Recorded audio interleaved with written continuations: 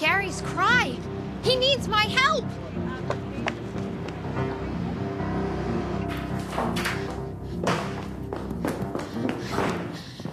Gary, I heard your distress signal. Hey, Allison, will you help me open this copy of Metroid Other M? Metroid Other M? Thanks. Today on Nintendo Week, Gary and I will explore the latest chapter in the saga of intergalactic bounty hunter Samus Aran as we take a look at the game Metroid Other M, which is available tomorrow. And we'll sit down with Nate Bildorf from Nintendo's Treehouse, who worked on the US localization of the game for an interview and gameplay demo. All that and more. Gary, did you really have to use the distress signal? That shrink wrap was on tight.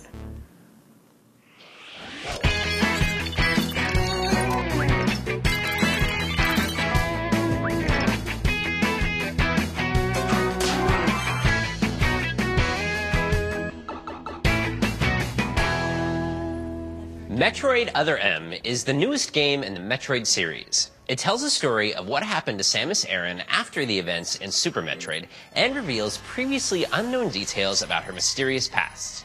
At the beginning of Metroid Other M, Samus is fully recuperated from her fight with Mother Brain, but still troubled by the death of the baby Metroid.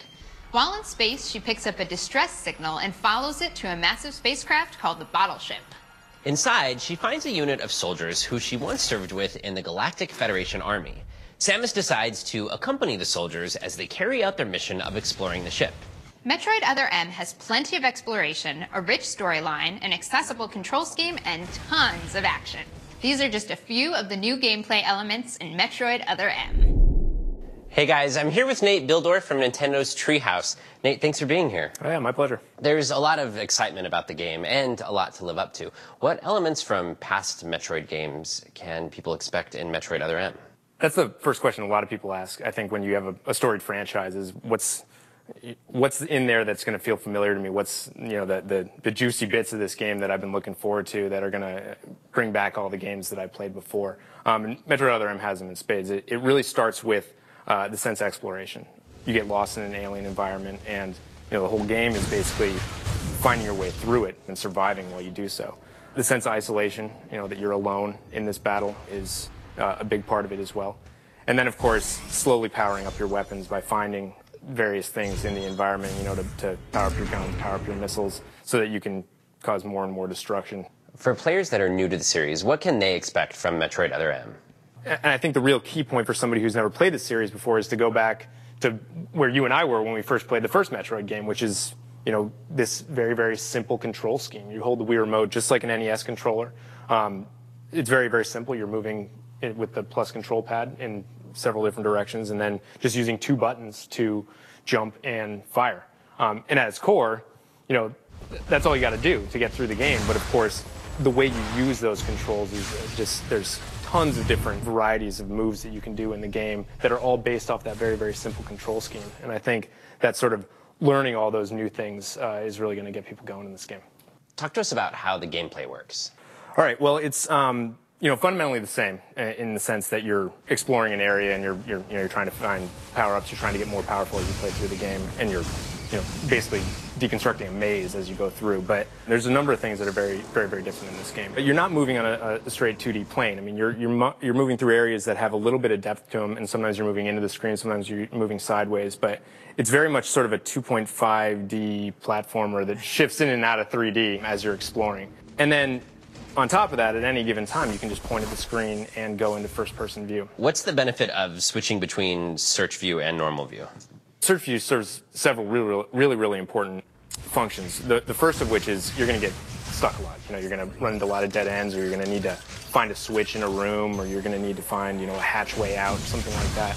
In search view, it couldn't be easier. You're just going to point at the screen, and now all of a sudden you're stationary and you can explore your entire environment. And you can, not only can you physically see things, but you'll actually lock on to points of interest. So that's the first most important thing. The second crucial function that it performs is shooting missiles. When you go into search view, you're actually going to have about a second to a second and a half window of slow motion where you can actually target an enemy and then lock on and shoot a missile. So learning to use that sort of window is absolutely fundamental to the game. How does Metroid Other M balance the action and the story and the exploration?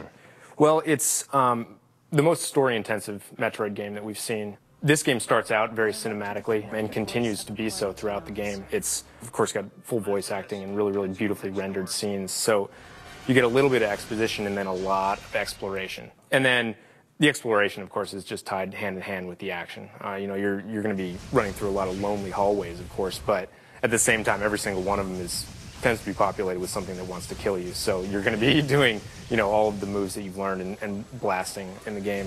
One of the coolest features of this game that Team Ninja really brought to the table is that sense of sort of close quarters action. What do you think makes Samus such an interesting character?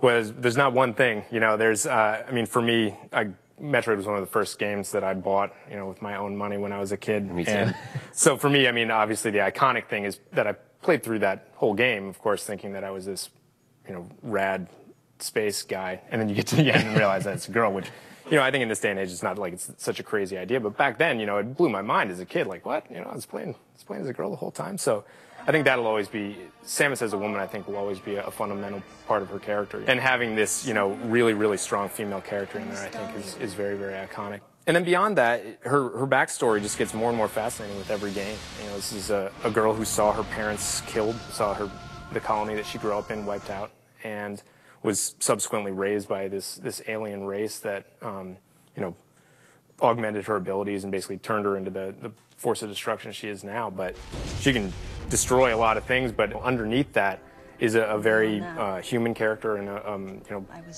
underneath that is the child who saw her parents get murdered. So I think that that underlying sensitivity is something that gets explored a little bit more in this game, and is always, I think, going to be a fascinating part of her character.